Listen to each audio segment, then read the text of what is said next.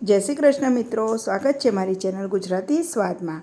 આજે હું તમારી સાથે ખીચડી, ભાખરી કે રોટલી સાથે ખાવાની મજા આવે એવું ડુંગળી બટાકાનું શાક પ્રેશર કુકરમાં ફટાફટ બનાવવાની રીત લઈને આવી છું। તો એના માટે મેં 2 નંગ ડુંગળી લીધી છે અને 5 નંગ નાની સાઇઝના બટાકા લીધા છે। હવે ડુંગળીની છાલ કાઢી અને ટુકડામાં કાપી લઈશું અને બટાકાની પણ છાલ કાઢીને નાના ટુકડામાં કાપી લઈશું। તો ડુંગળી અને બટાકાની મેં આ રીતે છાલ કાઢી અને સરસ રીતે ધોઈ લીધું છે અને હવે ડુંગળીના આ રીતે હું નાના ટુકડા કરી દઈશ અને બટાકાના પણ આ જ રીતે હું નાના નાના ટુકડા કરી દઈશ। આ શાક હું પ્રેશર કુકરમાં બનાવવાની છું એટલે 10 મિનિટમાં આ શાક બનીને તૈયાર થઈ જાય છે અને ખીચડી સાથે અને શેકેલી ભાખરી સાથે તો આ શાક ખૂબ જ સરસ લાગે છે। તો ડુંગળી મેં કટ કરી લીધી છે અને આ રીતે બટાકાના પણ હું આ રીતે ટુકડા કરી દઈશ। તમે આ રીતે એક વખત શાક બનાવીને ટ્રાય કરી જોજો, ખૂબ જ ટેસ્ટી બને છે।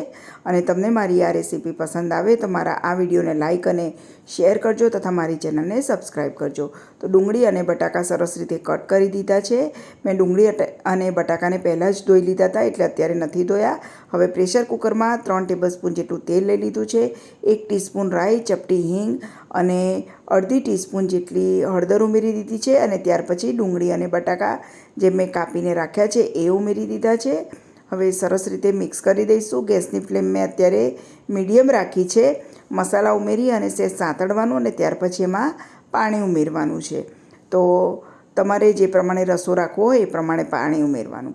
હવે સ્વાદ પ્રમાણે મેં મીઠું ઉમેરી દીધું છે, 1 ટેબલસ્પૂન લાલ મરચું પાવડર અને 1 ટેબલસ્પૂન જેટલું મેં ધાણા જીરું પાવડર ઉમેર્યું છે। ધાણા જીરાનો ટેસ્ટ આ શાકમાં ખૂબ જ સરસ લાગે છે। હવે સરસ રીતે મિક્સ કરી દીધું છે અને 1 થી 2 મિનિટ આપણે આ રીતે મસાલા સાથે સાંતળવાનું છે। હવે ગળપણ માટે મેં લગભગ 1 ટેબલસ્પૂન જેટલી સાકર ઉમેરી દીધી છે। તમે એને બદલે ખાંડ પણ ઉમેરી શકો છો। અત્યારે મેં સાકર ઉમેરી છે। હવે પાણી આમાં કેટલું ઉમેરવું તો જે પ્રમાણે તમારે રસો રાખવો હોય એ પ્રમાણે ઉમેરવાનું। અત્યારે હું ખીચડી સાથે આ શાક ખાવાની છું તો શાક ડૂબે એટલું મેં પાણી ઉમેરી દીધું છે આ રીતે અને 3 વિસલ લગાવી અને શાક તૈયાર થઈ જશે। તો પ્રેશર કુકરનું ઢાંકણ બંધ કરી દીધું છે અને હવે 3 વિસલ લગાવી દઈશું। તો 3 વિસલમાં શાક સરસ રીતે બનીને તૈયાર થઈ ગયું છે। ગરમા ગરમ ડુંગળી બટાકાનું શાક એકદમ સરસ બન્યું છે અને આ શાક તમે એક વખત બનાવીને ટ્રાય કરી જોજો। તો તૈયાર છે ડુંગળી બટાકાનું શાક।